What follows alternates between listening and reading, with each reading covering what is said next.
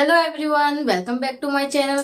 कैसे हो आप सभी? आई होप आप लोग बहुत ही अच्छे होंगे। तो चलिए फिर आज का जो हमारा टॉपिक है वो है भारत में ब्रिटिश कंपनी का आगमन। तो चलिए फिर डिस्कस करते हैं भारत में ब्रिटिश कंपनी के आगमन को। वीडियो को एंड तक जरूर देखिए। चलिए फिर स्टार्ट करते हैं। भारत में ब्रिटिश कंपनी का आगमन। तो भारत में जो ब्रिटिश कंपनी का जो आगमन था, उनका जो मेन मकसद क्या था, वो ये था कि वो एक तरीके से अपना व्यापार करना चाहते थे। भारत में आकर के अपनी एक तरीके से मुनाफा कमाना चाहते थे, अपने व्यापार को क्या करना चाहते थे, दूर तक फैलाना चाहते थे। तो अंग्रेजों का मेन मकसद क्या था भारत में आने का? एक तरीके से ज्यादा मुनाफा कमाना और अपने व्यापार का विस्तार करना। तो फिर क्या हुआ कि अचानक से उन्होंने क्या देखा कि भारत का जो शासनकाल था वो एक तरीके से उन्होंने देखा कि वो ठीक नहीं था। उन्होंने देखा कि भारत के जो लोग थे उनका ज्यादा होड़ क्या था कि राजा बनना था। हर एक देश में क्या होता था, कोई ना कोई राजा होता था। तो क्या था उनमें कि उनको राजा बनने का ज्यादा होड़ था। लेकिन जो अंग्रेज थे उनको राजा बनना नहीं था, उनको केवल क्या करना था, व्यापार करना था। लेकिन जब उन्होंने देखा कि भारत के जो लोग थे उनको क्या था कि अपनी जाति के राजा को ही सर्वश्रेष्ठ मानना, तो धीरे धीरे उन्होंने क्या कर दिया, एक तरीके से शासन करना स्टार्ट कर दिया भारत पे। तो चलिए फिर डिस्कस करते हैं कि 1600 से लेकर के 1757 तक उनका जो मेन मकसद रहा है वो क्या रहा है कि व्यापारिक बन के रहे। वो एक तरीके से व्यापार करना चाहते थे, ज्यादा से ज्यादा मुनाफा कमाना चाहते थे।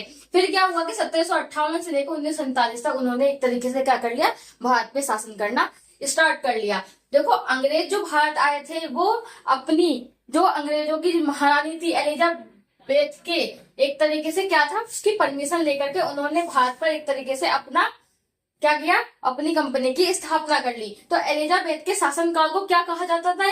एक तरीके से स्वर्णिम युग कहा जाता था। एलिजाबेथ के शासनकाल को ब्रिटिश में स्वर्णिम युग के नाम से जाना जाता था।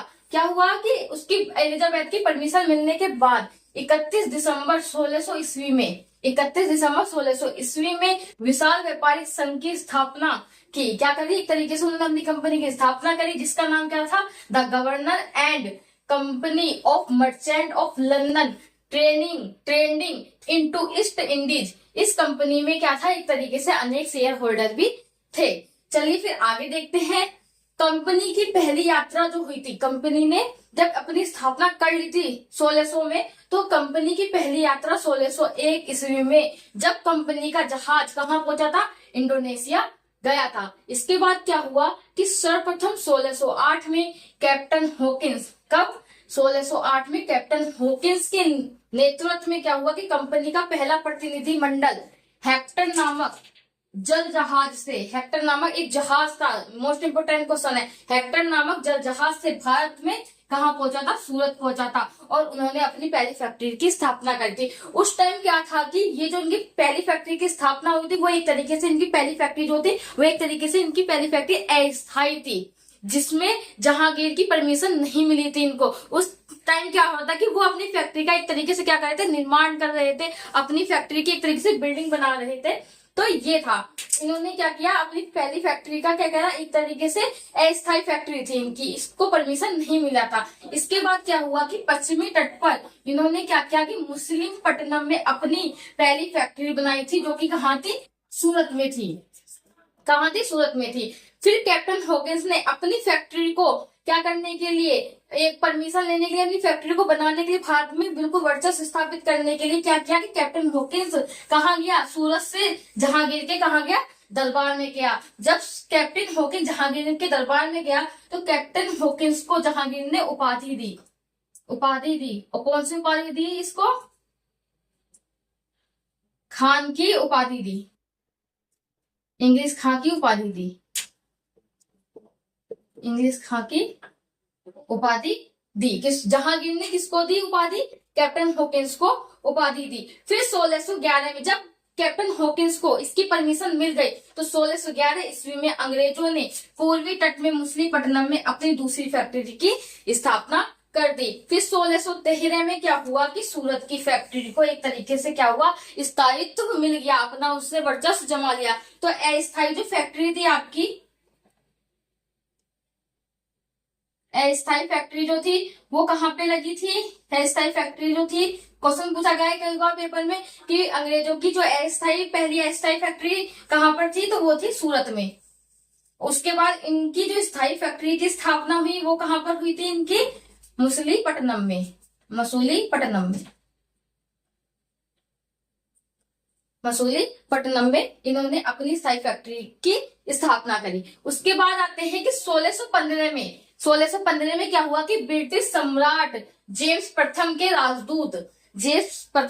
राजदूत के रूप में सर टॉम्सलो जहांगीर के दरबार में आया। और वो 3 साल तक जहांगीर के दरबार में रहा। 3 वर्षों तक उसने क्या किया? जहांगीर के दरबार में रहा। 1618 ईस्वी तक वो जहांगीर के दरबार में रहा। सर टॉम्सलो का मकसद क्या था जहांगीर के दरबार में रहने का? कि व्यापार करों से छूट लेकर के 2 लाइसेंस उसने प्राप्त करे। व्यापार करों में छूट लेकर के कंपनी के लिए 2 लाइसेंस प्राप्त करे। उसने कंपनी के लिए 2 लाइसेंस प्राप्त करे। फिर उसने क्या किया कि 1632 ईस्वी में अंग्रेजों ने गोलकुंडा के सुल्तान को अब्दुल कुतुब शाह से 500 पाउंड वार्षिक कर देने के बदले 500 पाउंड वार्षिक कर देने के बदले में उसने क्या किया कि गोलकुंडा के सभी बंदरगाहों से व्यापार करने का एक तरीके से अधिकार उसने क्या कर लिया? प्राप्त कर लिया। और उसके बाद लाभकारी फरमान होने के कारण, एक तरीके से इसे लाभकारी फरमान होने के कारण इसे सुनहरा फरमान के नाम से जाना जाता है। तो चलिए फिर एक बार देख लेते हैं, इनके इम्पोर्टेंट लाइन देख लेते हैं कि 1600 से 1757 में व्यापारिक बने रहे एक तरीके से ये। फिर 1758 से 1947 तक इन्होंने क्या किया? शासन किया।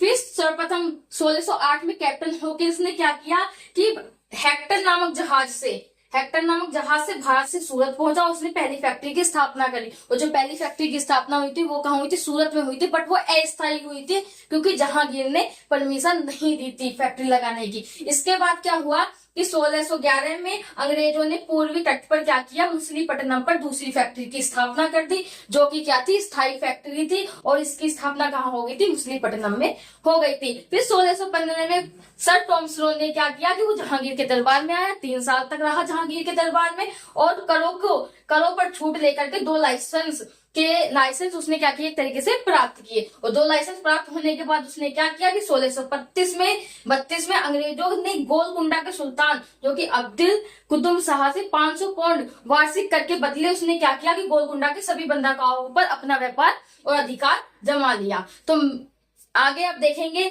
कि व्यापार कैसे करा अंग्रेजों ने, कैसे उन्होंने युद्ध लड़े हैं, क्या उन्होंने नीतियां अपनाई है, इसके बारे में हम नेक्स्ट वीडियो में डिस्कस करेंगे। मिलते हैं नेक्स्ट वीडियो में। Thank you.